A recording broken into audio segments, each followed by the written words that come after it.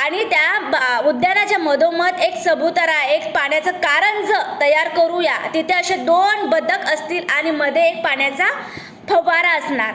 ते सगळं असं रमणीय दृश्य असेल. महाराजांना ते युक्ती खूप आवडली. तर तसंच झालं. खूप असं सुंदर उद्यान निर्माण करण्यात आलं. मधोमध एक कारंज लावण्यात आलं. 2 बदक असे राम आणि श्यामच्या आठवणीत स्मरणात असावं यासाठी तिथे लावण्यात आले आणि मधोमध पाण्याचा फवारा होता. तिथून सतत पाणी यायचं. तर बघू शकता मित्रमैत्रिणींनो, हा असा निर्णय देण्यात आला. आपण जर विचार केला तर काय करू शकत नाही. बघा, राम आणि श्यामची मैत्री ही अशी अतूट मैत्री होती. एकमेकांच्या विचार करत होते सतत ते.